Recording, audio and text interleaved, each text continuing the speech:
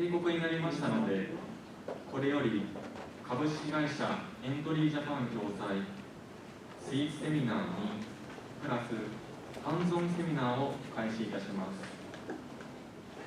まずはじめに呼吸筋トレーニング IMT の有用性について、順天堂大学保健医療学部理学療法学科教授高橋哲也先生に座長をお願いしております。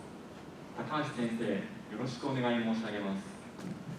はい、それでは待望のスイーツセミナーを始めさせていただきます。ご紹介いただきました高橋でございます。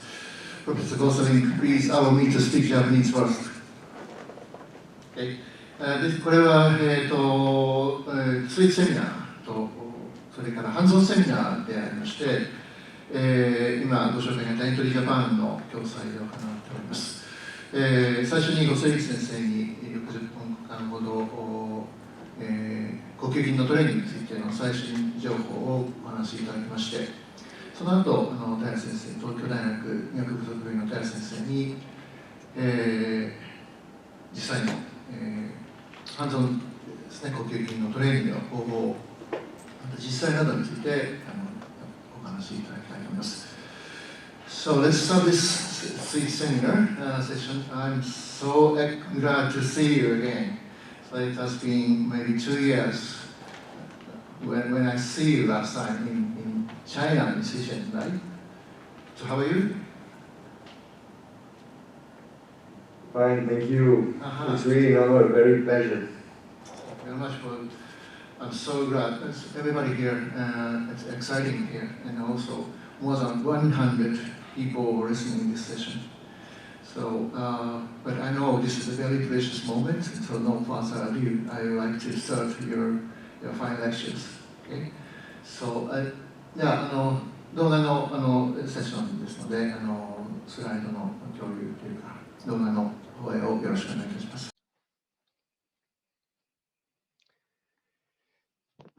Good afternoon, dear colleagues, dear friends. Thank you very much for the very kind invitation to contribute to your annual meeting. And it's a pleasure for me to discuss with you in my presentation the applicability of respiratory muscle training in patients with cardiopulmonary disease. And I think it's an overlooked intervention in our disciplines. And by the end of this presentation, I hope that I provided you with sufficient information to consider respiratory muscle training as one of the components of our rehabilitation interventions. First of all, I have to provide you with my conflict of interest, which is that our research group received from PowerBreathe for study purposes additional devices at no additional cost. So the first question is, why were the respiratory muscles forgotten as potential target for the treatment of patients with specifically pulmonary disease? Surprisingly, because we know that the lungs are not expanded because they are filled with air, but they are filled with air because they are expanded. And the reason for the expansion, obviously, is the contraction of respiratory muscles. The vital pump for respiration is the contraction of the respiratory muscles, which actually is under voluntary control, which makes those muscles available for muscle training, for strength training, endurance training, and velocity training, similar to limb muscle training, which is different for the heart, the vital pump for circulation, which is not under voluntary control. So, what were the reasons to question the relevance for inspiratory muscle training over the last years? Well, first of all, respiratory muscles do adapt spontaneously in pulmonary disease, but the question is that sufficient, that adaptation? Secondly, there is data on respiratory muscle training causing muscle damage. And finally, I'll show you also that randomized controlled trials were partially negative and failed to show add-on effects. So let's start with the adaptation of the respiratory muscles in pulmonary disease, and specifically in chronic obstructive pulmonary disease. Indeed, there's spontaneous adaptation.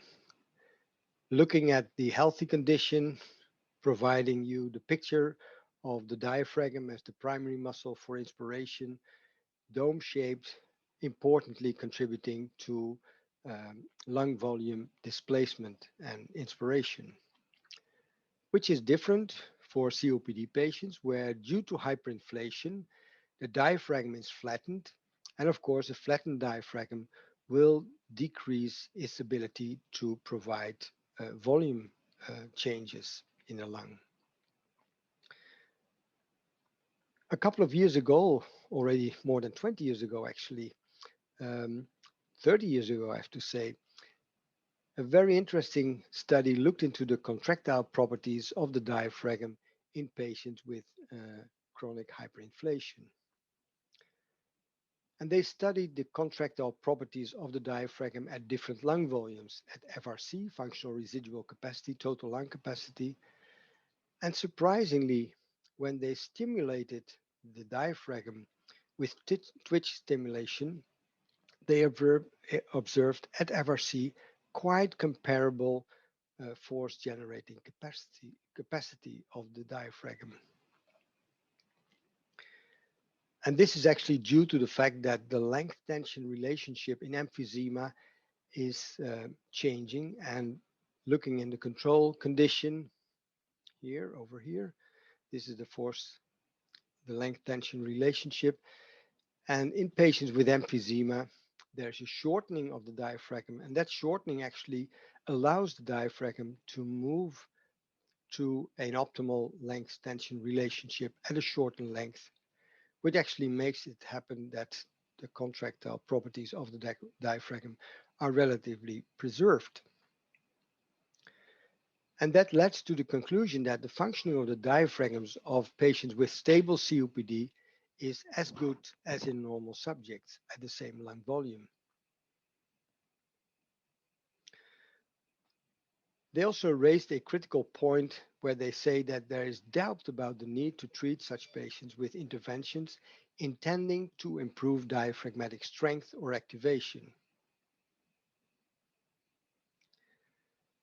Coming back to the figure, in healthy subjects, there is, due to diaphragm contraction, a large displacement and length change of the diaphragm contributing to lung volume changes, while in COPD patients, this, of course, is significantly limited, and that actually, although the static pressure generating capacity of the diaphragm is preserved, and I'll move this away a little bit, the dynamic contribution to inspiration, the change in inspiratory volume, is impaired in COPD patients. And so this then leads to the fact that to provide sufficient volume displacement, there is the need of activation of accessory inspiratory muscles like the pectoralis minor and major sternocleidomastoid muscle. And although all these adaptations are present, the global inspiratory muscle strength in COPD patients measured by the maximal inspiratory pressure, PI max, is overall, on average, significantly reduced in COPD patients. There's a large variability, but still on average, there's a lower maximal inspiratory pressure generating capacity of the respiratory muscles. And that led also to an editorial related to the study that I previously showed you that says that the diaphragm is changing, is adapting. It's better than expected, but not good enough. And therefore, they actually are debating the conclusion of Similovsky with regard to therapeutic interventions, and they would reconsider that therapeutic interventions might be effective, and therefore say that inspiratory muscle training improving the inspiratory muscle strength, maybe not of the diaphragm, but of other inspiratory muscles, lowers the relationship of the pressure generated for each breath over the maximal inspiratory pressure, and by that probably diminishes the sense of respiratory effort. And I'll come back to that in a second. Therefore, training regimens should also emphasize increases in lung volume, tidal volume, the enhancement of inspiratory muscle shortening capacity, which might be targets for inspiratory muscle training. Another reason why the relevance of inspiratory muscle training was questioned is some studies that showed the muscle damage in respiratory muscle training. And the example that I'm going to show here is an example of resistive loading in an animal model where they provided uninterrupted inspiratory resistive breathing for 2 hours per day for 4 consecutive days at a pressure between -30 and -50, keeping arterial CO2 levels between 30 and 50 millimeters of mercury. So long duration of training for 2 hours, 4 days in a row. And when they took muscle biopsies from the diaphragm, they actually were able to show that indeed after this 4 days of excessive training, there was significant damage of the diaphragm muscle fibers, illustrated here also with the percentage of fibers that were damaged, quite different from the control animals compared to the animals that received that resistive breathing. And they concluded that actually the resistive breathing of a magnitude similar to that seen in some respiratory diseases or used in respiratory muscle training programs induces muscle membrane and sarcomere injury. However, the question is if indeed such a regimen of 2 hours per day, high intensive resistive loading for 4 days in a row is really a training regimen. And I would say that high intensity resistive loading for 2 hours and more is not equal to training. What we actually do in training is intermittent loading with recovery time in between. And so therefore, I consider that this type of loading of the inspiratory muscles is not an adequate protocol for simulating a training situation. So keeping that in mind, what are now the objectives and aims of my presentation? Well, first of all, I will discuss shortly with you the role of respiratory muscles in the symptomatology of cardiorespiratory ill health conditions. Secondly, shortly discuss with you the tools for assessment of respiratory muscle function, and then continue to the effectiveness of inspiratory muscle training in chronic cardiorespiratory health conditions, and finally provide you with an update on the modalities for inspiratory muscle training. We know that the respiratory muscles are not only important for respiration and ventilation, are also involved in cough, in speech, in trunk movement and stabilization of the trunk, and defecation. But for this presentation, we'll focus specifically on the role of respiratory muscles in respiration and ventilation. When we consider the respiratory muscle pump, we have to consider that there is a capacity of the pump, and on the other side, there is a load on the pump.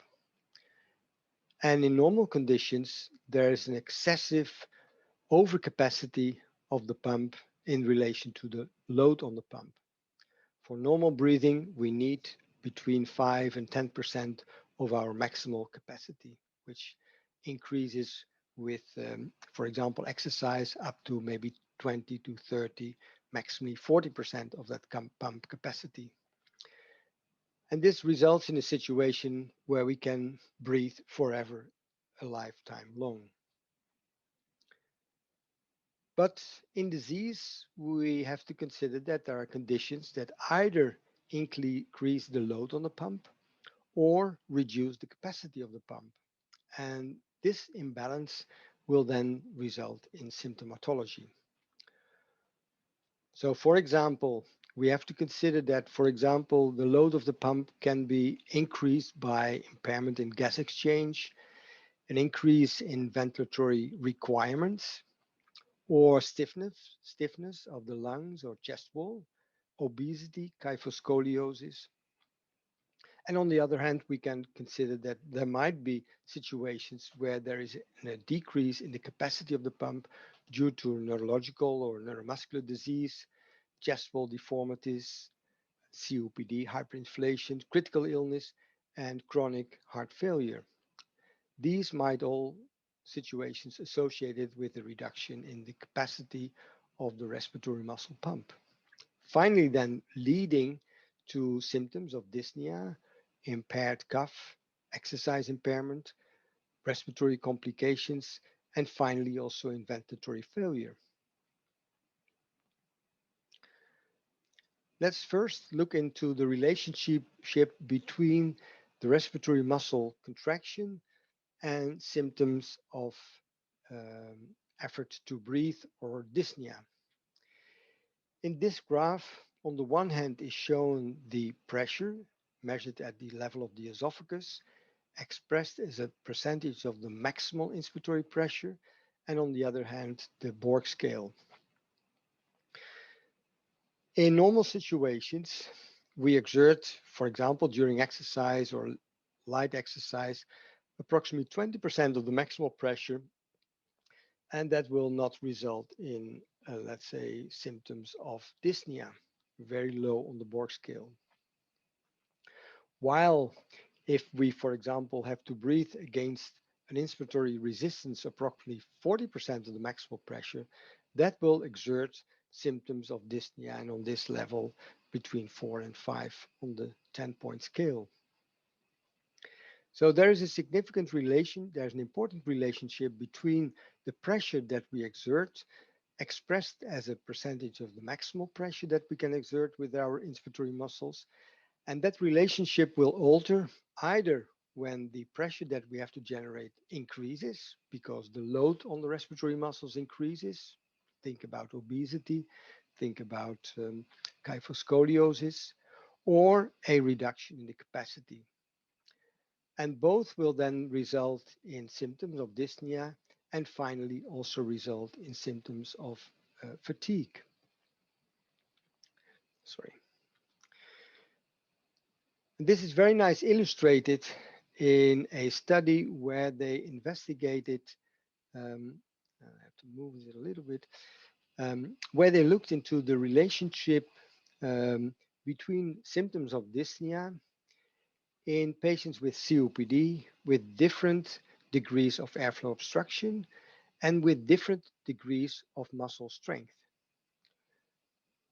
So they looked into patients with relatively preserved FEV1, patients with moderate to severe airflow obstruction, and patients with severe airflow obstruction in 3 categories: patients with normal PI max, patients with moderate impaired and severely impaired muscle strength. And what they concluded and observed in every category, independent of the severity of airflow obstruction, that those patients with the lowest PI max were the ones with the highest symptom scores at the same exercise intensity. So there seems to be an important contribution of the PI max on dyspnea sensation in patients with COPD. A while ago, we studied factors that were associated with exercise limitation in COPD, and for that we measured both the VO2 max and the 6-minute walking distance. And we tried to identify the factors that were associated with either lung function, diffusion capacity, airflow obstruction, limb muscle strength, quadriceps force, and PI max.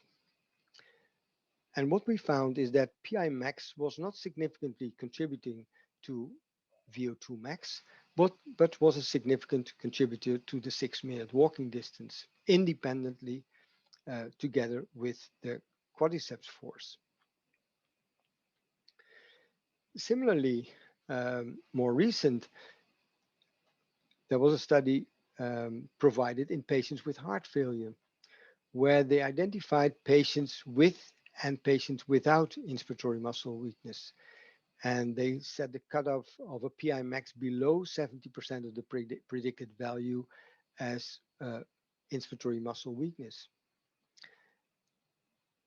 These patients were quite comparable for most important characteristics of both groups, but what they found is that specifically for the 6-minute walking distance, there was a significant difference between those who were suffering from inspiratory muscle weakness, 218 meters, while without muscle weakness, they had 354 meters. And when they plotted the relationship, they found a moderate relationship between PI max and the 6-minute walking distance, illustrating again that PI max is associated with the ability to perform exercise in daily life. So since we consider that inspiratory muscle strength is an important contributor, the next step is that we have to find out how well the respiratory muscles are doing. And so how can we measure the capacity of the respiratory muscle pump? Well, and the most popular is the measurement at the level of the mouth, but more precise information can be obtained when we are going to measure the transdiaphragmatic pressure by putting down balloons, one at the level of the esophagus, one at the level of the abdomen. And the difference between the two pressures is called the transdiaphragmatic pressure. But obviously, this is not a type of measurement that we can do in our regular clinical practice.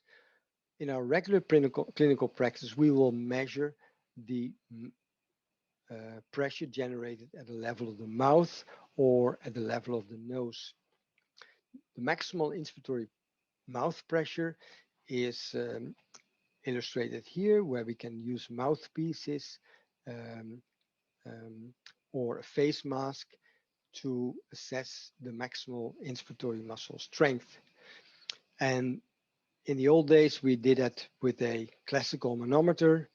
Nowadays, of course, we have devices that can provide us electronic information, put graphs on the performance.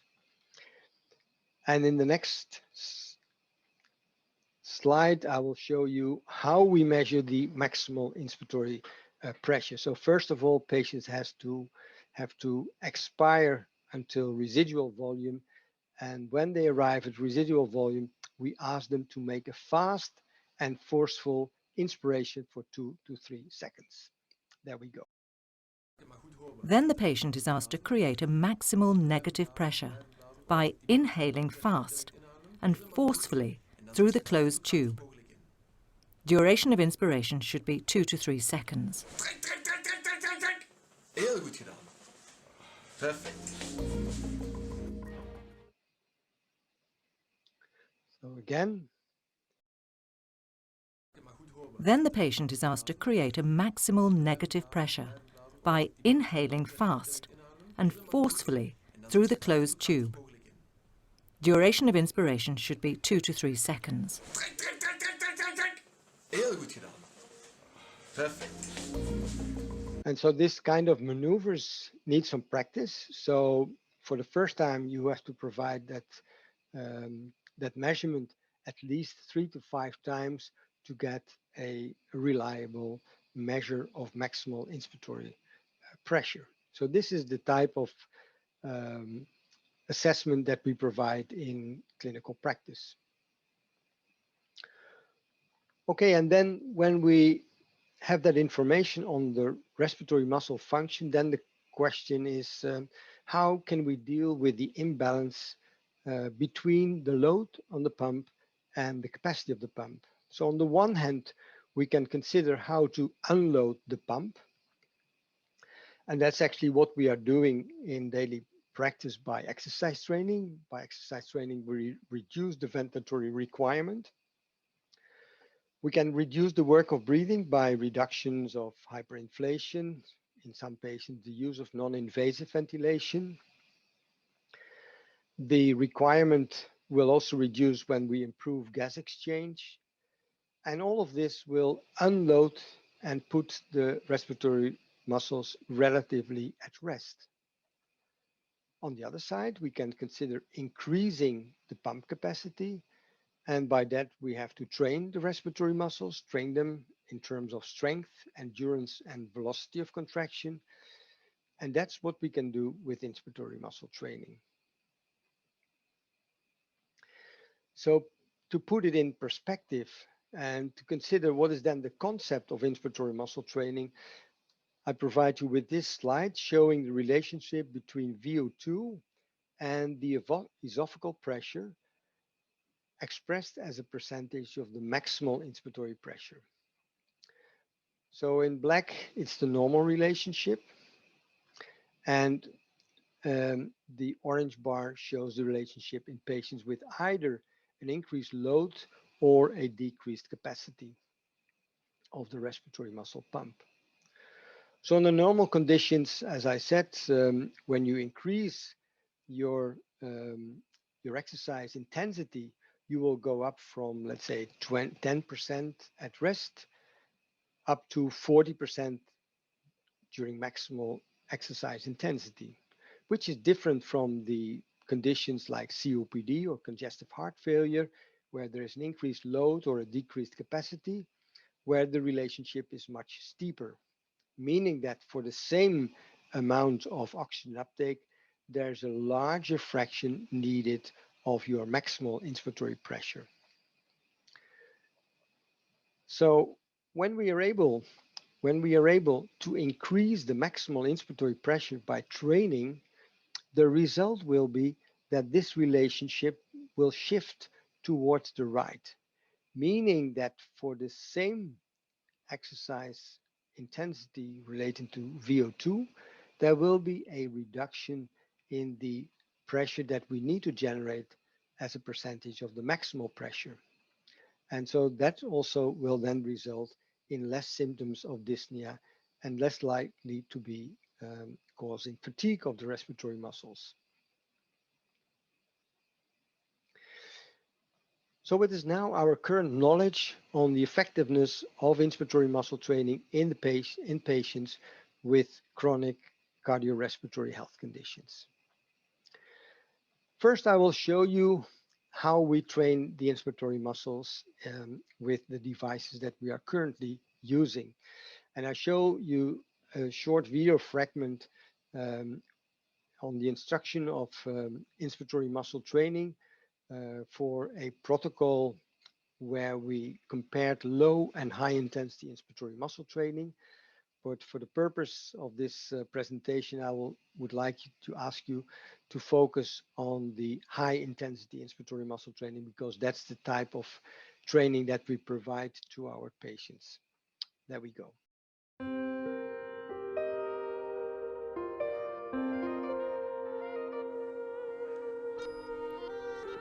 The patient will receive either high-intensity inspiratory muscle training or low-intensity inspiratory muscle training for 12 weeks using a PowerBreathe K-series device.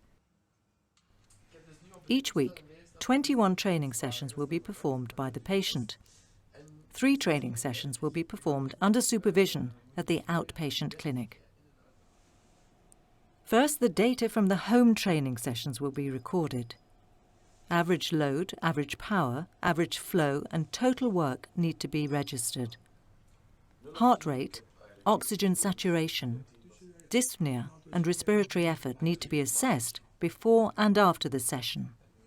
Once weekly, the maximal inspiratory pressure test needs to be performed after one of the supervised IMT sessions. . Resistance in the intervention group needs to be increased based on respiratory effort and relative intensity of the training.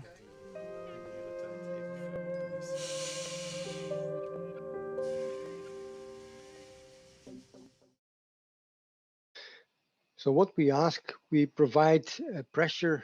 The intensity of the inspiratory muscle training will be around 50% of the maximal inspiratory pressure. Patients will make maximal efforts up to total lung capacity, that will provide them with a specific training stimulus up to total lung capacity, so that we train the respiratory muscles over the full range of the volume displacement. So what's the evidence so far?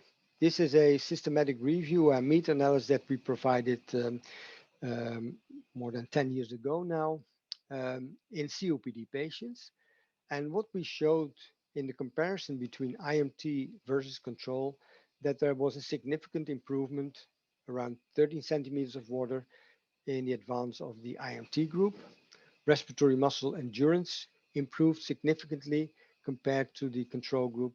6-minute walking distance improved by 32 meters, and dyspnea score reduced by almost 1 point.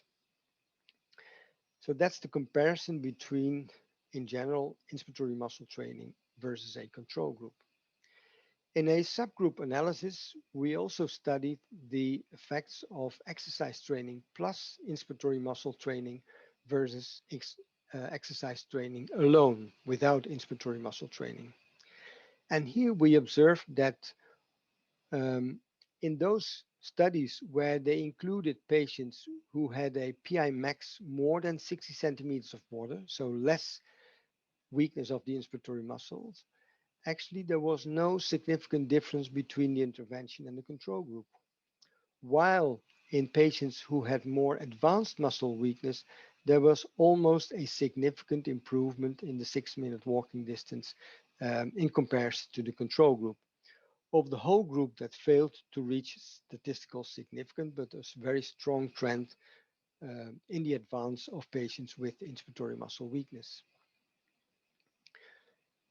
In patients with chronic heart failure, more recently, reviews and meta-analysis were produced, and this is a study where they included 8 studies. And what they observed is similar to what we observed in COPD patients, that there was a significant improvement in favor of the IMT group for PI max. The ventilation's VCO2 slope actually decreased in those studies that had IMT as a standalone intervention, but when added to aerobic exercise, they showed a trend, but not statistically significant, of a reduction in the VCO2 slope. Dyspnea sensation in those studies showed a significant decrease at the advance of the inspiratory muscle training group. And this is a very recent study where they looked into patients with heart failure with preserved ejection fractions. And in these studies, the IMT was home-based for 12 weeks at an intensity of between 25 to 30% PI max, so not very high inspiratory muscle training. 4 studies were included.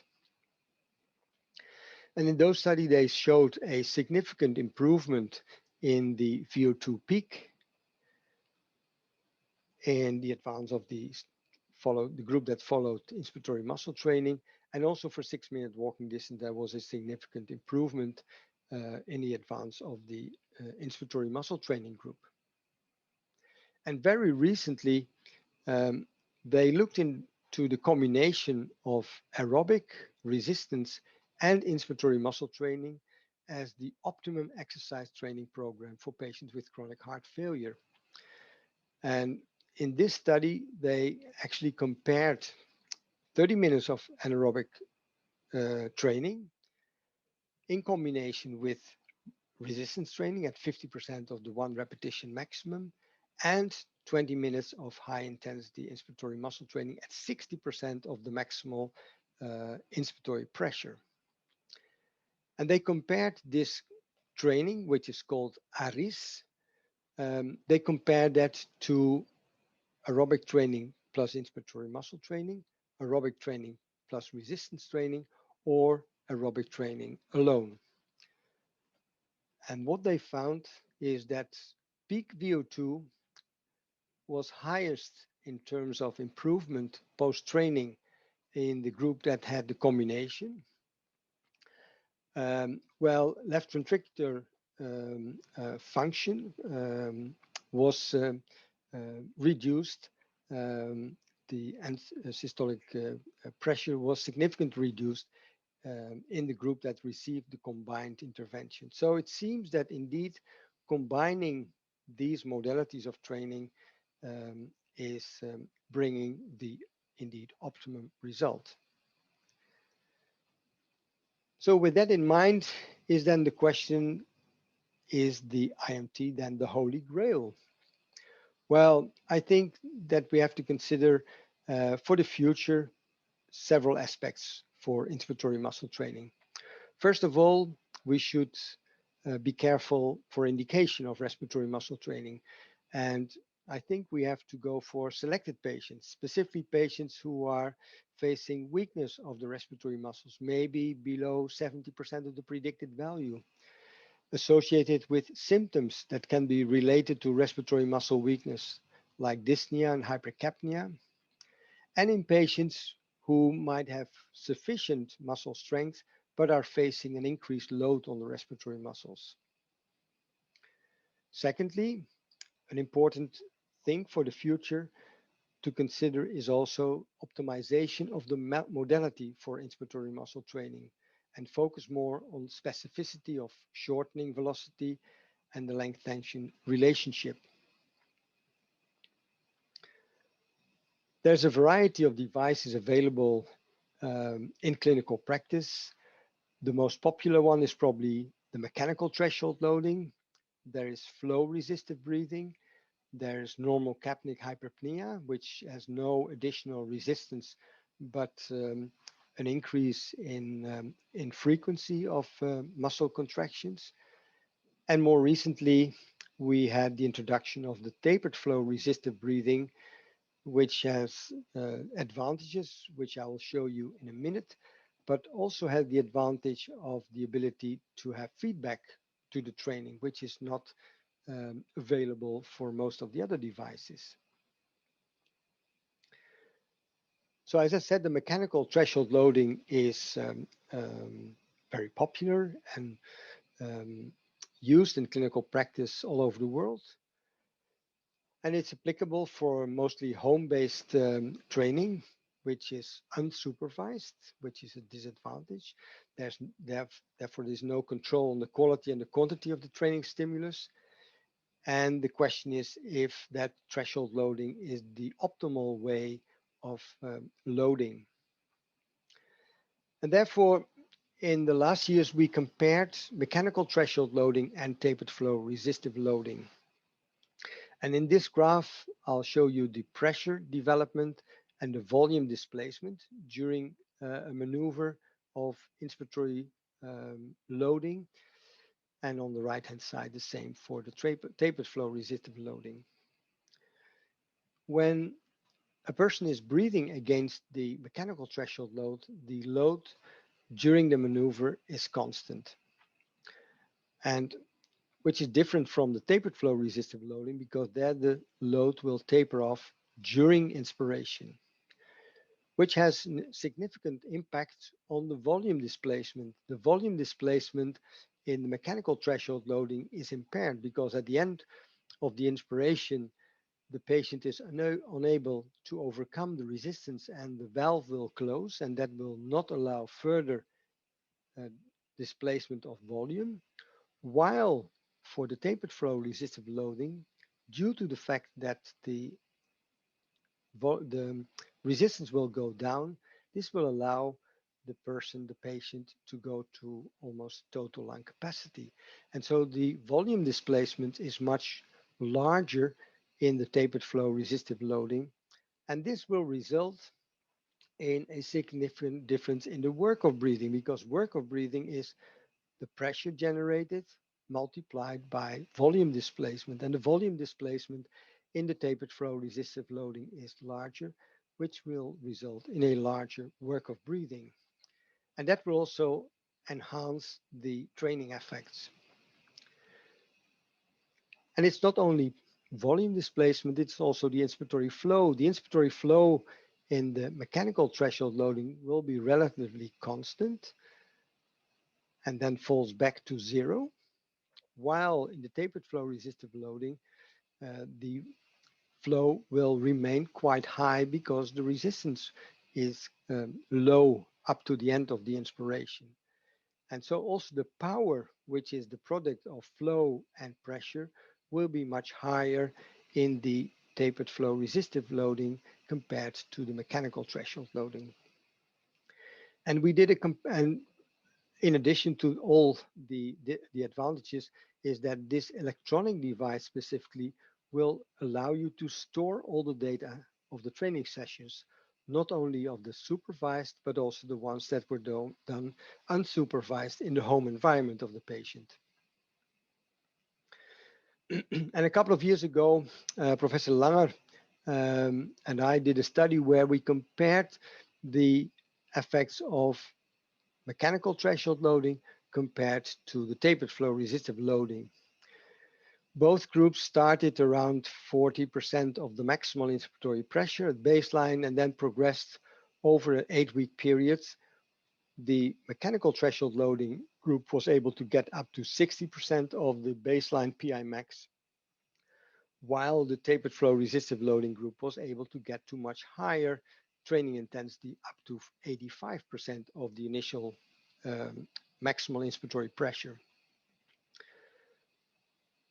And this resulted also in not only differences in the PI max between the two groups, 31 versus 18 centimeter. Also, the endurance capacity was significantly more improved in the tapered flow resistive loading. The duty cycle, which is the relationship between the duration of inspiration as a fraction of the total cycle time, was significantly more reduced in the tapered flow resistive loading. And that was probably caused by the fact that the peak inspiratory flow rate was significantly more improved compared to the mechanical threshold loading. So patients were able to get the same tidal volume in a much shorter duration. And then the next question is intriguing. We discussed in the beginning the effects on the diaphragm. And I showed you that indeed, specifically in COPD patients, there is already quite some adaptation of the diaphragm. And so then the question is, which of the respiratory muscles will respond to inspiratory muscle training? Will that be the diaphragm, or will that be the accessory respiratory muscles? Well, again, this is a study from Professor Langer when he was working in Canada with Professor O'Donnell, and he looked into the effects of diaphragm activation during a constant work rate cycling test in a group who received inspiratory muscle training and a group that received sham training.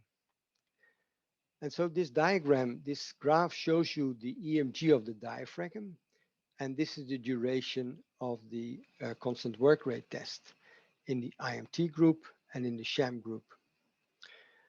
The solid lines here indicate the maximal activation of the diaphragm, and this line is the maximal activation before the inspiratory muscle training, and this is the line after the inspiratory muscle training.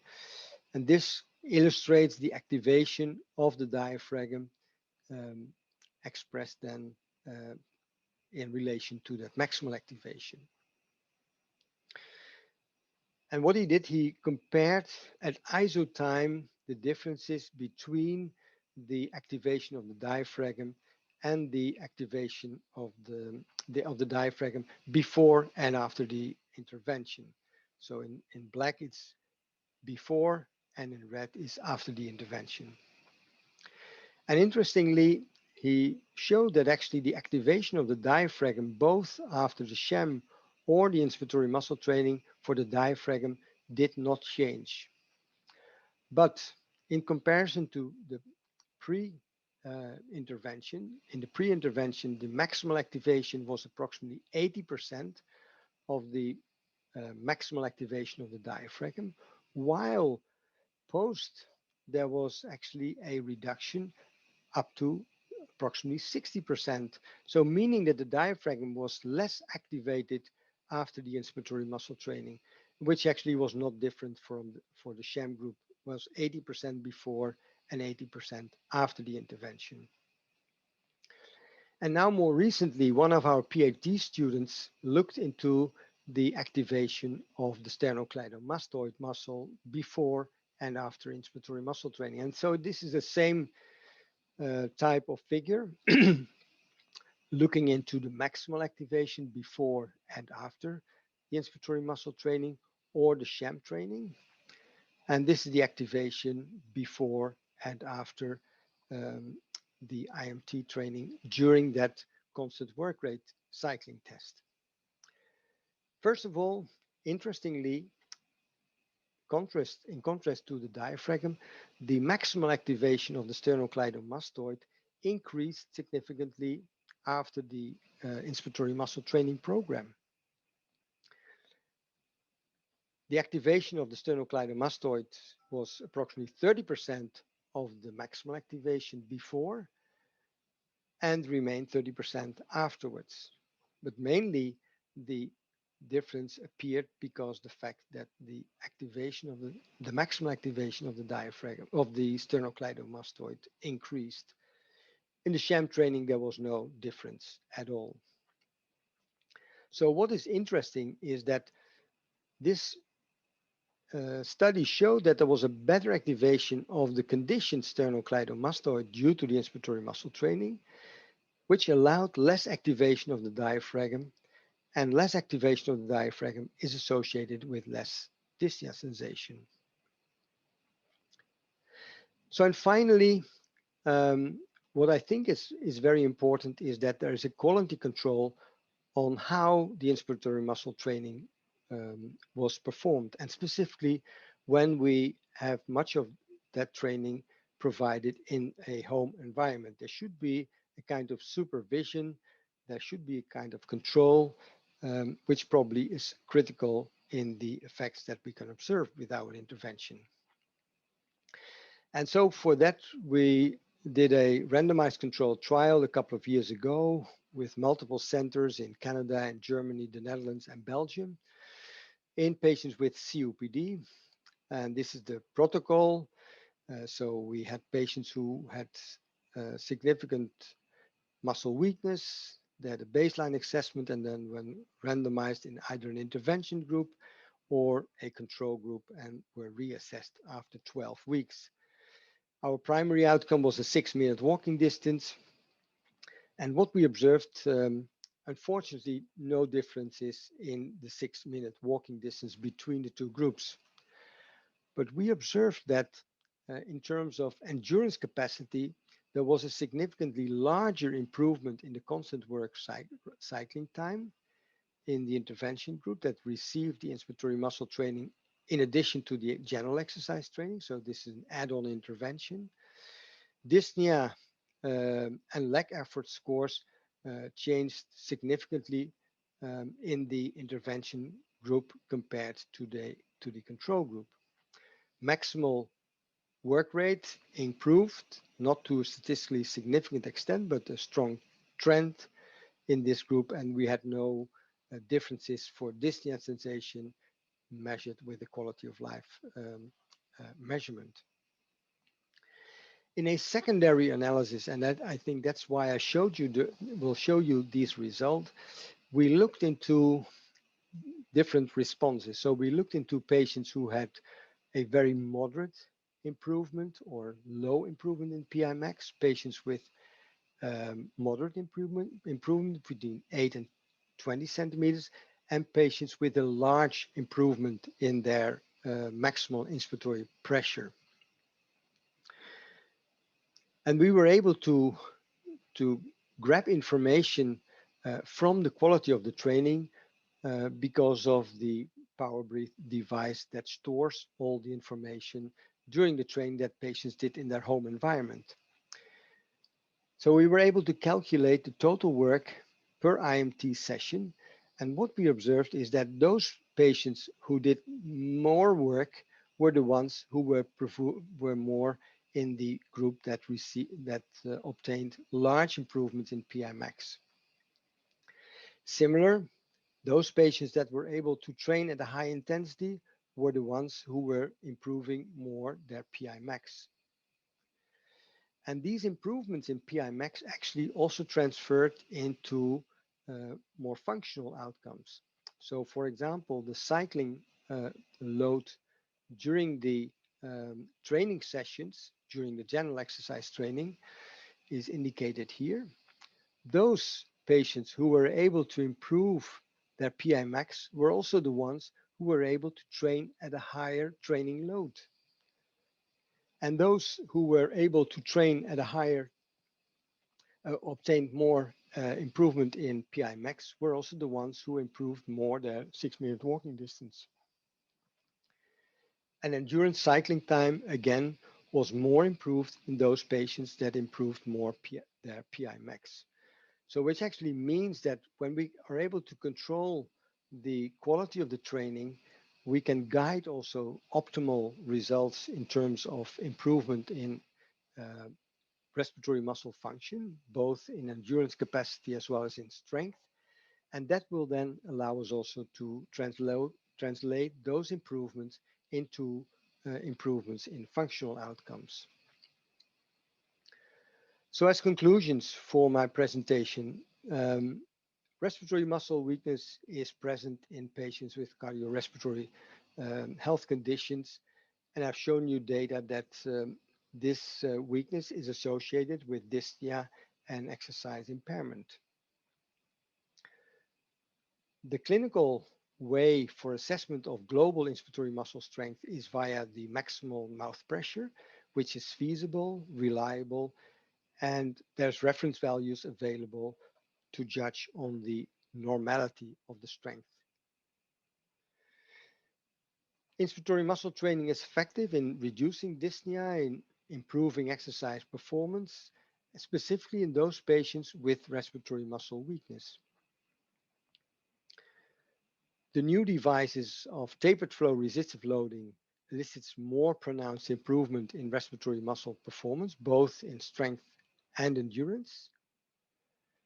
And as I showed you in the last study, these larger improvements in PI max are associated with larger improvements in exercise performance, indicating that there is a dose response relationship.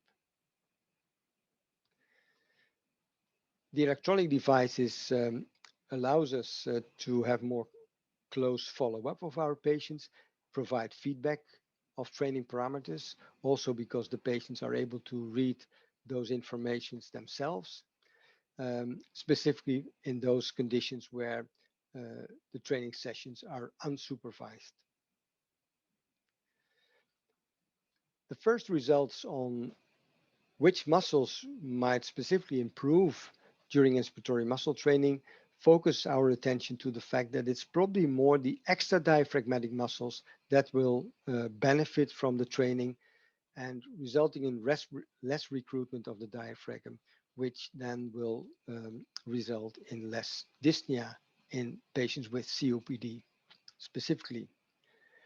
And last but not least, there's no data that show that there's any association with risks of inspiratory muscle training, and it's a very low cost intervention that we, I think, should consider as one of the components of a rehabilitation program for the cardiopulmonary population. And so with that, I think that when we are thinking about improving exercise performance, we have already quite some targets in mind. The target that I think we should also consider is the target of the respiratory muscles as one of the components that we can add specifically in those patients that are suffering from muscle weakness and from symptoms of dyspnea that limit their exercise performance. And so with that, I would like to thank you for listening. I would like to thank my colleagues and collaborators, PhD students that worked with us, specifically with Daniel Langer and me, on all the data that we provided on respiratory muscle training in this population.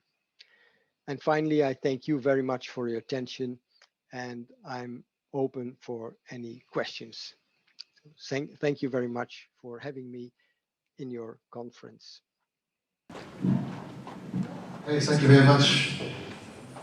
Such fine lecture, very informative lecture. That's wonderful. Actually, we had a plan to hear your lecture last year, but due to coronavirus infections, so we didn't. But today we can make it. So finally, we could hear your very informative and fine lectures. Thank you very much. So we have, I'm sure we have some questions from audience, because today is, after you start your lecture, the audience number is growing. So now there's about 200 audience is listening to the lecture. So any question from audience on the floor? Indeed, we have one question from the Gunma Prefecture. I can read it. So, thank you for your precious lecture. I learned a lot. I have one question. Does their inspiratory muscle training influence cardiac patient blood pressure? So you like know effectiveness, and so the muscle training affect blood pressure for patients with heart disease. What do you think about this? Well, thank you for the opportunity. Thank you for the question. I'm not aware of any very systematic analysis of inspiratory muscle training on blood pressure, but showing the data of the left ventricular function, it seems that there might be a reduction in blood pressure, but I've honestly have no data on that to support the change in blood pressure.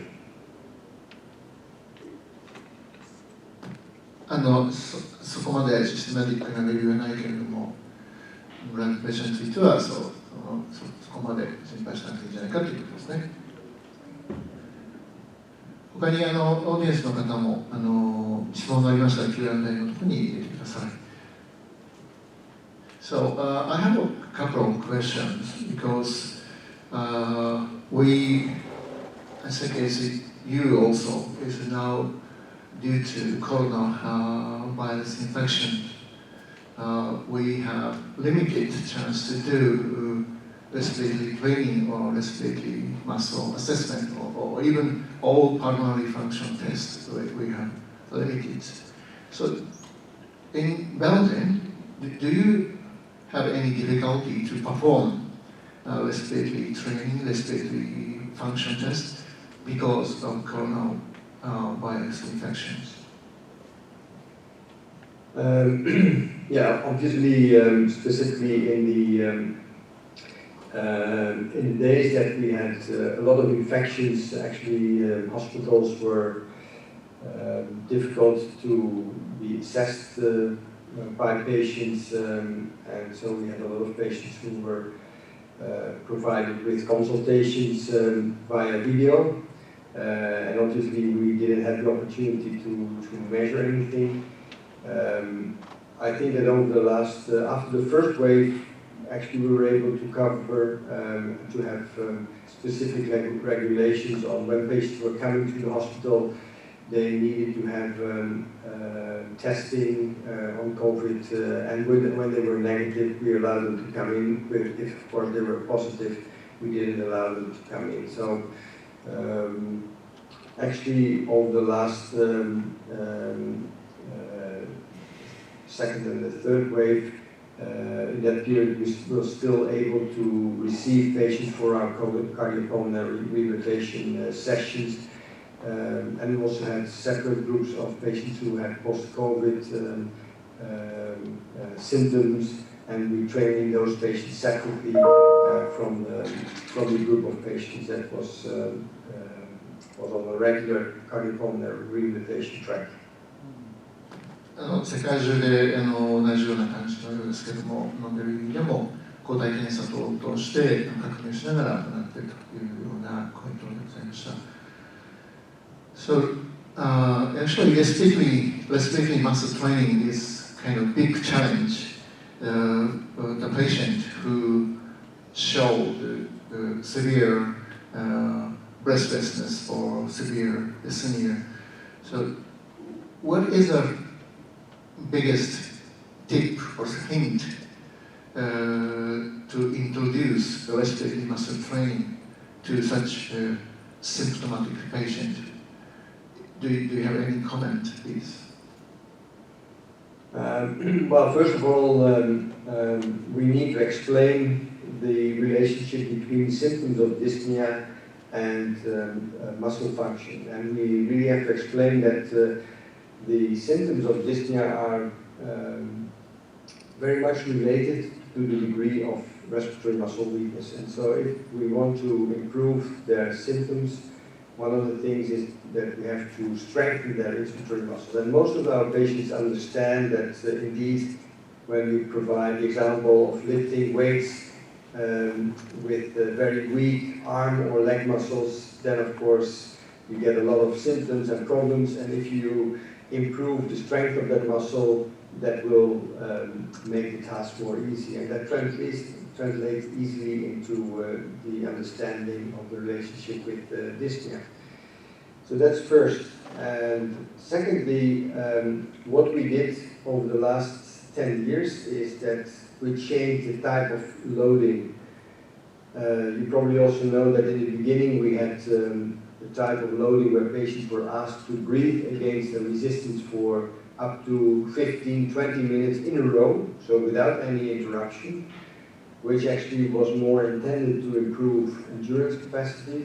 Nowadays, we train them very, let's say, at high intensity, but very limited number of contractions. So most of our training sessions are limited to, let's say, 8 to 10 contractions, and then have a rest period, then repeat. So it's now over a very short period of time.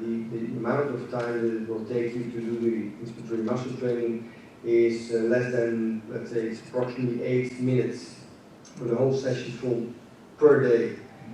So that's also something that patients can better understand, that you have to do a low number of contractions with a relatively high intensity, but that's it for the day. And then thirdly, and that's also the advantage of the new equipment, patients can really follow their improvements on the devices. And they can follow the improvements in terms of pressure, but also in terms of work. And we focus them to have a look at the work over the training sessions, because that's a guarantee for the quality of the training, and it also helps them to follow their own progression. Because one of the things that is very helpful to stimulate the compliance with the treatment is to follow your progression. And so that's also, let's say, an issue that with the new equipment allows patients to be better motivated because they can follow their improvements. So these are 3 things that I think are critical. Thank you very much. That's very, very clear. なかなか呼吸困難感のある人に呼吸筋トレーニングを導入するのは難しいんじゃないかという話をしましたら、十分に呼吸筋のトレーニング、呼吸筋と呼吸困難感の関係についてまず十分に説明するということと、呼吸筋トレーニングをたくさんやるということよりも少し強い強度で回数を制限して短い時間でやっておくと、そして患者さん方にその重要性を理解していただくと、れから新しいデバイスではかなり状況の見える化が図れるということで、その新しいデバイスを使いながらその改善とかですね、自分の能力を評価して伝えするのがいいんじゃないかというコメントでございました。時間は限りがありまして、私は大ファンのゴセリク先生とはこの1時間でも2時間でも3時間でも話していただいたわけですけども、ちょっと時間の限りがあるということで、心当たりで終了させていただければなりません。なぜ吸気筋だけなのか、呼吸筋のことをちょっと触れられませんでしたし、COVID-19 でインフェクションある肺は非常にフラジュアルな感じだということで、呼吸筋トレーニングがどうなのかというのは、どこまでやっていいのか、今ご質問にもあるようにですね、気管切開をしているような方だとか、呼吸器をつけた方に対して、今呼吸筋トレーニングをすると、フラジュアルな肺がどう痛むんじゃないかというようなことも、先生の話の中から推察されます。またぜひゴセリン先生にはたびたび日本にもお越しいただいてさまざまな知見をお上げいただきたいと思っております。So, Professor Gosselink, unfortunately, this is a time limited. I think we're going to have invite you to the next conference also, because your lecture is so wonderful. I hope you can visit Japan, and I personally also I want to see you in near future. So, anyway, thank you very much for your wonderful lecture. Forward to come to Japan. You're a lovely country, lovely people, and hopefully next year we'll have more opportunities to travel and to visit friends and colleagues. Thank you very much. Thank you very much for your wonderful lectures. それでは時間も限られておりますので、大先生の方からデモンストレーションの方をお願いしたいと思います。大先生は東京大学医学部附属病院の方で、呼吸筋トレーニング、特に心不全の呼吸筋トレーニングですね、長く研究されていました。修士課程の修士論もその論文で、日本で一番あれが心不全の呼吸筋トレーニングについては詳しいんじゃないかと私も敬愛しているところでございます。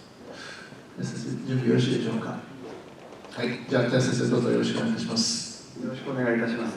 ちょっとパーテーションないところですのでマスクで対応させていただきます。高橋先生ご紹介ありがとうございます。15年前に高橋先生から心不全の呼吸筋をやってみないかと言われ、こういう形で数年間最近ではこういうセッションが設けられるようになってそこで登壇させていただくことを非常に光栄に思います。今回も時間も限られていますので、実際先ほどのゴセリク先生のお話にもあった機器をですね、オーディエンスの方にはちょっと利用していただいて、トレーニングこれぐらいの負荷になっているのかというのを体験していただければと思いますが、その前にちょっとだけイントロダクションをちょっとお話しさせていただきます。CYO はございません。そもそも呼吸筋力というのは、吸気の圧、呼吸圧というのを口腔で測定します。これはパワーポイント出てないでしたっけ？すいません、大丈夫です。口腔の圧でその圧を測るんですけれども、先ほど横隔膜の話とかも出てたと思うんですが、胸腔とか横隔膜とか腹腔なんかも加われてきますが、吸気に関しては基本的に横隔膜というものが非常に関わってくると。で特に心不全患者に関しては吸気筋力というものが用の規定因子になっているので、そういった報告が散見されております。でそういった心不全の方に吸気筋トレーニングを行う際に、海外のシステマティックレビューでは最大の吸気筋力の30から 60% を10分から30分というこういう非常に長い時間やると。それを毎日行って吸気の筋力を増加させたり、運動対応の自覚的な症状とか QOL とかを改善するということでありますけれども、こちらは海外の報告で、最近ではですね、今回紹介するこのパワーブリーズに関しましては、時間のような回数ですね、1セットにつき30回レジスタンストレーニング、マシンを使ったレジスタンストレーニングと同じように30回2セットということで、推奨しております。ですので今回実演するのは30回ぜひやっていただければ、1セット分やっていただいて、その疲労具合とかを確認していただければと思うんですが、実は一番やっていただきたいのはおそらくですね、この2種類の機器があるんですね。ゴセリング先生も紹介されていた通り、このスレッショルド型、これは従来の古典的な昔からあるようなバネ式のですね、この白い前にある白い機器になります。でその隣にある青い機器というかですね、そういったものがこのテーパード型といいまして、パソコンと連動して呼吸の質、量じゃなくてスレッショルド型はいかにどのぐらいの量の圧を吸えるかということだけなんですけれども、パソコンと連動したこのテーパード型に関しましては、吸う力のみならずどれぐらいどのように吸っているかという質の方も評価できます。また先ほどゴスリング先生のスライドにもございましたテーパード型とスレッショルド型の違いというのは、スレッショルド型は設定した圧が例えば40という負荷をかけた場合ですね、その40の圧を吸えないと弁が開かないので呼吸ができないということなんですね。でそれがずっと30回の呼吸のトレーニングの中で続いているので、最後の方は疲労しているともしかしたら吸えない、疲労を考慮してない状況になります。でテーパード型に関しましては、その疲労を少し感知してくれて、吸う力が弱いなと思うとそれに合わせて調整してくれて、最後まで吸えるように調整しています。その分何が違うかというと、吸う力が少なく後半になってくると吸う力が少なくなってくるんですが、その分長く吸えるといいますか、スッと吸えるようになりますので、実際に呼吸する仕事量としてはずっと維持ができるんですね。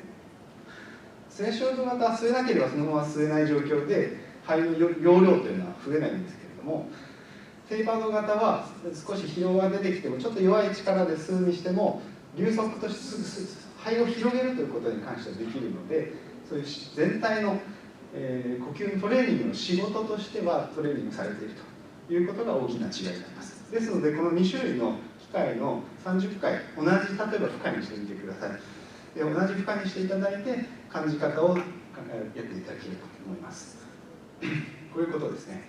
低周波ショルド型は最後の方すごい高強度ですけれども、この 80% というのは高強度の中で最後の方は疲労で全然吸えなくなっちゃうけど、テーパード型は多少吸う力が弱くなっても最後まで吸えるということが言われています。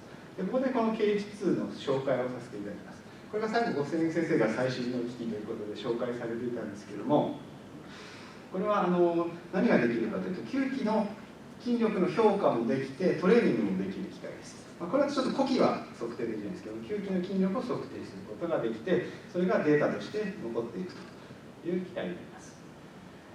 でこの筋力はですね、すごく頑張って吸ってもらったりするので、少しこう患者さんの負担を減らしたいとかですね、あまりこう強く吸えないような方に関してはS インデックスというのがこの機械の独自の評価があるみたいです。でこれは抵抗が吸う時に大きく吸う時というかですね、抵抗で強く吸えない方に関して全く無抵抗の状態で、何回かこう吸っていただく形になります。そうすると流速が出るんですね。どんだけ速く吸えるかとかいう、その流速から筋力を予測して出ていくと、一応数字を測る最大の吸気圧と誤差は多少あるんですけれども、その流速から推定した筋力を測るということで、これは少し筋力が弱い症例にも使えるというモードがあります。で実際に、この PIMAX を測定しているところを紹介いたします。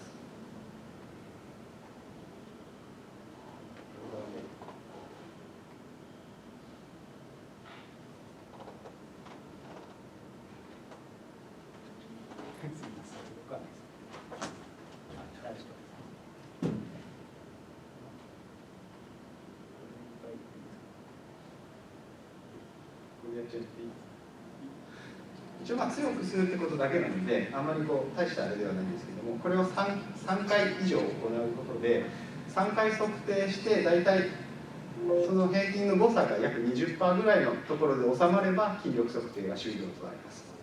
そうしますと、3回の値が出てきて、あなたの筋力3回ですね、この数値右下にありますけれども、あなたの筋力ということで出ていきます。学習効果がありますので、最初は低く出ててもだんだん2回3回と強く吸えるようになる人もいれば、最初に思いっきり吸えて後落ちていっちゃう人もいるので、ある程度そこで平均値といいますか、そういったことを見ながらどんどん上がっていく人は4回5回と測定した方がいいかもしれません。でそれをもとに最大筋力が分かれば、その 30%、60% とかそういうものを設定してそれぞれやっていただく形になりますけども、そのトレーニングがこの KH2 とパワーブリメディックプラスというものになります。大体30回、先ほど申し上げた通り30回心不全患者さんはいきなり 30% とか難しいので、15から 20% ぐらいから始める、軽負荷から始めるのがいいのかなと。先ほど高橋先生のご質問にもあった、多分呼吸が少し苦しい方にね、高負荷は難しいので、トレーニング効果はないかもしれないけれども、低い負荷でまずは呼吸を少しやっていただく、機能的なトレーニングをするということから始めると、一番ドロップアウトが少ないかなと思います。で、入院中はKH2を使うと、パソコンで全てのデータ、トレーニングの結果とかが出てきますので、そこをですね、毎日記録して、例えば退院後とか外来でフォローできるようであれば、このメディックプラスをお一人1台お渡しして、在宅でトレーニングをしていただくというのが一番理想です。で、外来に来ていただいたときに、この KH2 で筋力を評価してとか、そういう形でやっていくのが、このデバイスの使用した吸気筋トレーニングの流れになります。で、これがスレッショルド型になりますけど、この白いやつですけども、これは下のところ、ダイヤルを回していただくと、バネがきつくなっていって負荷が上がります。そのバネに抵抗してこうしてですね、据えるとトレーニングになるんですけども、そういう形でメモリで 0.1、0、1、2、3、4とそれぞれギアのように段階が分かれています。1だと、9センチメートルエピソードぐらい。9が90です。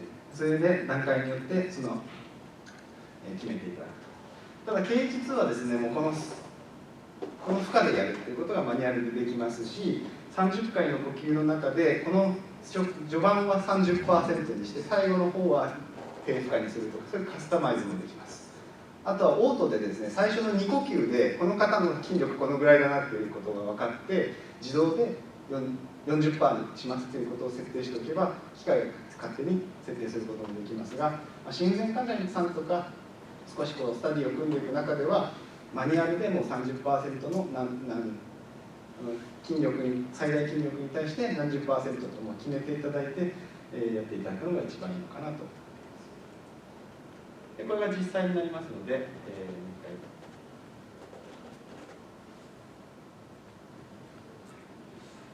ちょっと変な音が聞こえるかもしれないですね。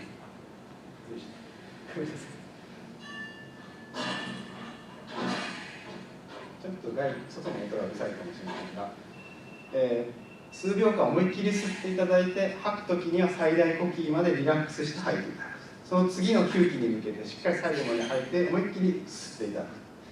先ほどゴセリンク先生の時のドクター・ランナーの筋力トレーニングの時もそうでしたけれども、一気に吸っていただくということをします。そうしますと、どういったトレンドが出てくるかというと、左側の左上がですね、吸気の圧ですね、どのぐらい強く吸えるか。一気に吸ったときに突に出てると思います。で、右側が吸気の流速です。どのぐらい長く早く吸えているかということになります。一瞬しか吸えない方は吸気流速がガクンとすぐ下がってきます。できれば長く肺を広げていきたいので、吸気流速がガクンとならないようにずっと平らになるのが理想だと言われています。このように質的な評価ができるんですね。で、トレーニングというのはやっぱ仕事率とか仕事量、エルゴメーターでいうワットがあると思うんですけれども、どのぐらいこのトレーニングで仕事をしたかというのを考えるには、この吸った力かける吸った流速ですね、それが掛け算が仕事率と言われています。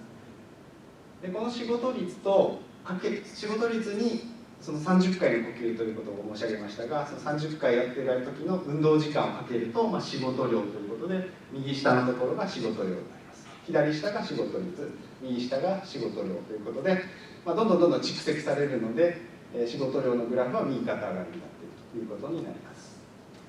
で、実際にはこの仕事率とか仕事量、トレーニングをですね、しっかりどのぐらいできたかっていうのは、この仕事率とかで見ていただくというのが、この KH2 の特徴になります。ただ一瞬しか吸えないトレーニングを何回も続けても仕事率とかが増えてこないので、しっかり流速も出るような負荷を設定することが重要だということが最近言われるようになってきました。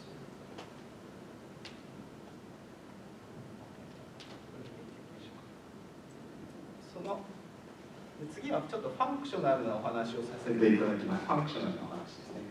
どのぐらい強く吸えるかというのも大事なんですけれども、しっかりと横隔膜を意識するということで、腹腹式がしっかり吸ってる時に腹式呼吸になってるかどうかっていうのも大事です。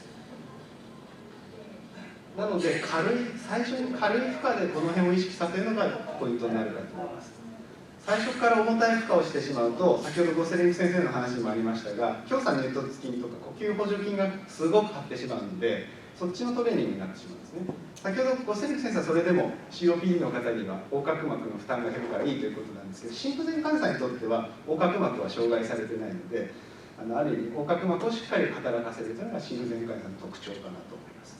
COPD の方はもう非常に伸びきっちゃっているので、あえてそこをトレーニングするのがなかなか難しいから他の筋力を鍛えるという話になるかと思います。この方はちょっと吹奏楽をやってた方なので比較的上手な方です。しっかりもう一回見てみると、しっかりとお腹を意識して吸う時にしっかりと姿勢も良くすることが大事です。寄りかかったりかがんだりしていると横隔膜の力を発揮させることが難しいので、しっかりと座って背筋を伸ばして行うことが大事になります。じゃあもうそろそろ最後の方になってきますけれども、これが分析になります。評価してトレーニングして分析をします。先ほど4つのマスが運動している時にあったかと思いますが、右の上半分下半分、最初に IMT を始めた時と IMT2 週経った時、先ほどの患者さんのデータです。一番特徴的なのが、吸気圧しっかり伸びてる感じですけど、吸気流速が違いますね。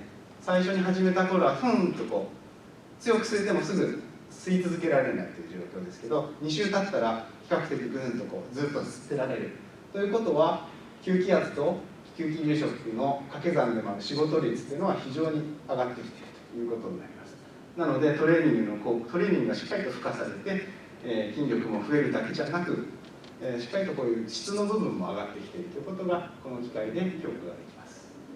これは特に入院中でモニタリングしながらできますので、特に入院中の方に関しては非常に有用性があるかなと。でこの方の、運動日数、大体2週間ぐらいのデータです。先ほどの並びと一緒です。吸気圧、吸気流速ですね。最初は 15% から始めて、半分ぐらい、1週間ちょっと経った時に 40% の負荷まで上げることができたんですけども、上げたのでもちろん吸気圧はしっかりとぐんと上がるんですが、それに伴って流速もしっかりと上がってきてくれるので、しっかりと低い負荷からだんだんと鳴らしていくと、このように、仕事率も含めて非常にトレーニング効果が得られるというような感じです。あとは最後の方、こういう場合にはこういうふうに調整しましょうというお話になります。例えば負荷が強すぎてしまうと、先ほど何度も申し上げているとおり、強くは吸えるけど流速が得られないので仕事率がガクンと減っちゃいます。右下、これはあんまり運動のトレーニングとしてはあまりよろしくないので、実際には負荷の下げていただいて、下げていただくと長く吸えるようになりますので、そうすると仕事率も上がって、先ほど強くした運動のトレーニングの負荷強度よりも低くしたのにトレーニングとしてはよりできたということが分かります。そういうのもこの機会で分かります。あとは30回呼吸してくると、だんだんこうやって仕事率が減っていったりするのを見ると、これは後半に疲労が出てしまったので、負荷をもう少し下げた方がいいんじゃないかということが判断されます。最後、適用になります。近畿は呼吸器合併症があったり、先ほど、COVID などの感染症とかそういったものに注意しなきゃいけないと思いますけれども、一応今回実習していただく際にあたって、バクテリアフィルターついたフィルターをご用意していただいているので、それをお一人様一人ずつ持ってですね、それぞれの機械を使っていただければ、その辺は大丈夫だと思いますので、試してみてください。最後は2つのスライドなんですけど、他に対象はないかということで、エントリージャパンさんの方とお話ししたときに、COPD 心不全が2番目にあるように、大体報告というのがだんだんなされてきているんですけれども、最近では ICU のことも非常にこういう形質が使えるんじゃないかということがあるみたいです。実際には、心疾患とか心不全とかそういう急性期の部分の ICU だとちょっとなかなか難しいかと思うんですけども、ちょっと心疾患とはちょっと離れてしまいますが、人工呼吸器の離脱をする際とかに、ブラジルのデータでは、同じ KH2 を使って回路につけてですね、軽い負荷を少し何回か仕事量が上がるように、仕事率が上がるようにトレーニングすることで、離脱までの日数を短縮できたというようなデータが出ているようです。これは心疾患患者にどこまで対応できるかは分かりませんけれども、ICU の分野でも今後展開されていく機会なのかなと思っております。それではじゃあ、もしよろしければ私の話は以上になりますけれども、実習の方に移る形になります。実習もカメラで撮りながらやる、それともそれはないですか？いや、そうですね、吉田さんが。もしオーディエンスの方で質問があれば、この準備中にですね、質問をいただいておりますけど、何かございますでしょうか？多くの方に今日は聞いていただきますが、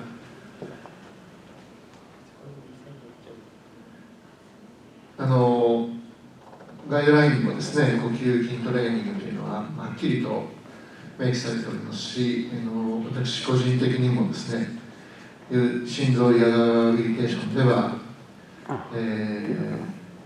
いわゆる有酸素運動、それから今レジスタンストレーニングですね、そして次に来るのはきっとインターバルトレーニングとこの呼吸筋トレーニングと、この呼吸筋をいかに効果のバイオマーカーとして使うかというのは私の目下の最大の関心でありまして、質問がないようですが、準備できたらできましたか？実際ちょっと測定から、はい、トレーニングまでの流れという形、ちょっと時間もあるかもしれないので、実習はその後時間が空いた時にかもしれませんので、とりあえず流れだけ最後。はい。は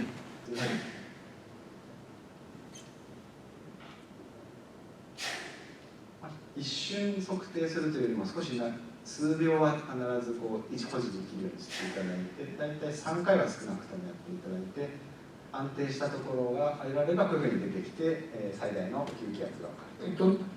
全部吐いてからキュッとするわけですね。はい、そうです。それを、キュッとやるんじゃなくてキューッとするわけですね。一瞬というよりもそうですね、ぐるっと吸って、スロープがぐっとできると、よくできたらそのまま、よくできました、きれいに測定できました。はい、わかりました。その次はこれで見ますと、105というのが最大値になりますので、健常な方なので最初 30% からスタートするとして、105なので31とかにしてスタートします。PI マックスが105でしたので、なかなか強いですね。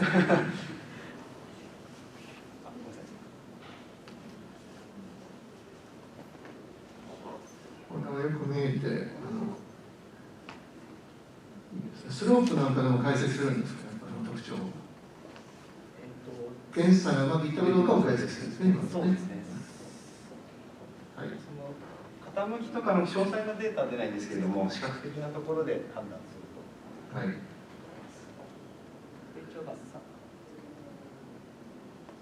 131そうね、PI マックスが100だったので、30センチメートルウォーターでやるとですね。はい。でこれでトレーニングになります。はい。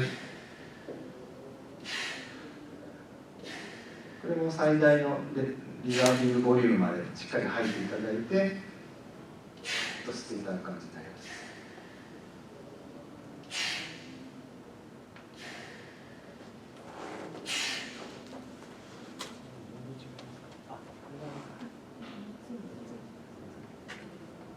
ごめんなさい、これが先ほどのスライドと同じ画面になります。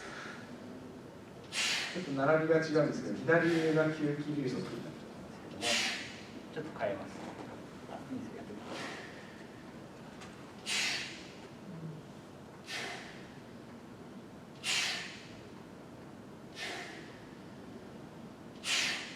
こんな感じで負荷の圧は最初左上の方がしっかりグッと上がるんです。これはこれで構わないです。吸気の流速が左下になるんですけれども、できるだけ平らになるように、吸っていただくというのが大事になります。重くしてもいいですね。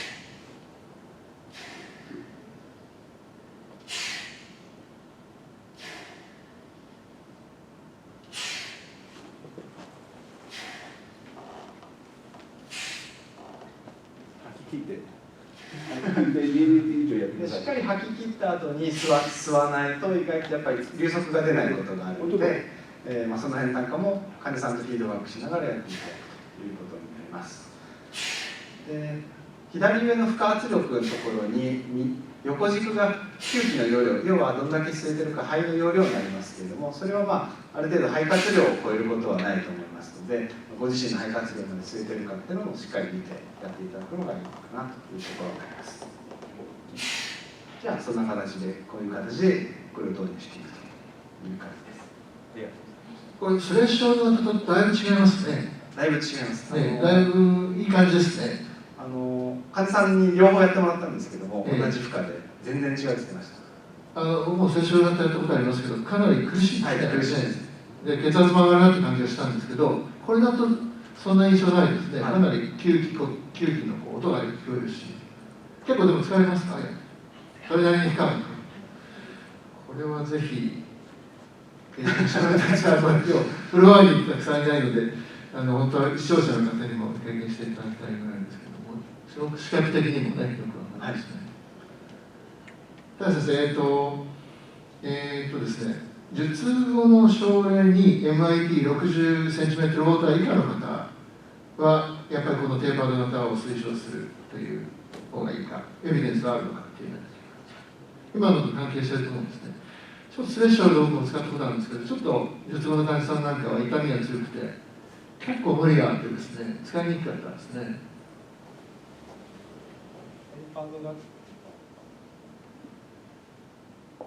はい、スライドをじゃあもう一回はい、すみません。はい。右側の術後ってところでしょうかね。60っていうのが一つのカットオフだと思うんですけども、どちらかというと、こちらはでもK2 の方が少しテーパード型の方が少し導入しやすくなるのかなというところはある程度あるみたいですが、ちょっと国内のデータはあまりないというのが現状かな。ありがとうございます。フロアにお待ちの方もいますので、じゃあ早速体験していただくということにしたいと思います。